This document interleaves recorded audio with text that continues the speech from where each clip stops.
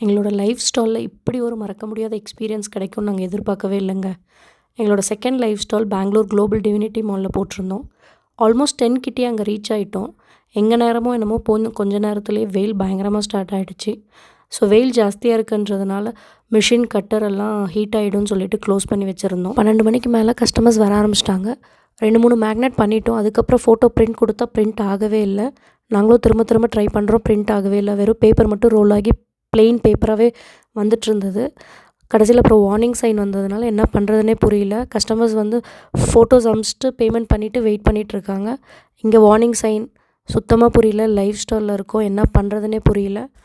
சாட்ஜிபிட்டியில் check பண்ணோம். சாட்ஜிபிட்டியில் check பண்ணதுக்கப்புறம் தான் தெரிஞ்சது எல்லாம் பண்ண நாங்கள் மண்டை மேலே இருக்க கொண்டையை மறந்துட்டோன்றது. ஸோ வெயிலுக்காக எல்லாமே க்ளோஸ் பண்ணி வச்சுருந்தோம். பிரிண்டரை விட்டுட்டோன்றது தெரிஞ்சது. பிரிண்டர் வெயிலில் வைக்கக்கூடாதுன்னும், வச்சா இங்க் ஃப்ரீஸ் ஆகி இன்டர்னல் டேமேஜ் ஆகிறதுக்கான இஷ்யூஸ் இருக்கும். அதனால் பிரிண்ட் ஆகாதுன்னு தெரிஞ்சுக்கிட்டோம். அது கம்ப்ளீட்டாக கூல் டவுன் பண்ணணுன்னு போட்டிருந்தது. ஸோ பேமெண்ட் வாங்கின கஸ்டமர்ஸ்க்கு எக்ஸ்பிளைன் பண்ணிவிட்டு அமௌண்ட்டை ரீஃபண்ட் பண்ணிட்டோம். கம்ப்ளீட்டாக அதை டர்ன் ஆஃப் பண்ணிவிட்டு கூல் டவுன் பண்ண விட்டுட்டோம். ஒரு 3 ஹவர்ஸ் ரெஸ்ட்டில் விட்டுட்டோம், எந்த இதுவுமே பண்ணாமல். 3 ஹவர்ஸ்க்கு அப்புறம் தான் ஆன் பண்ணோம். மறுபடியும் வார்னிங் சைன் வந்துச்சு. 2-3 டைம்ஸ் நாசல் செக் பண்ணி ரன் பண்ண விட்டோம். ஸ்லோவாக பிரிண்ட் ஆக ஸ்டார்ட் ஆனுச்சு. 4:30 மணிக்கு மேலே வந்த ஆர்டர்ஸ் மட்டும்தான் எடுத்து மேக்னெட் பண்ணி தர முடிஞ்சது எங்களால். நாங்கள் லைஃப் ஸ்டால் மட்டும் இல்லைங்க, ஆன்லைன் ஆர்டர்ஸும் எடுக்கிறோம். உங்களுக்கும் உங்களோட மெமரிஸை மேக்னெட்டாக பண்ணி ஸ்டிக் பண்ணணும்னு நினச்சிங்கன்னா கண்டிப்பாக எங்களுக்கு டிஎம் பண்ணுங்கள்.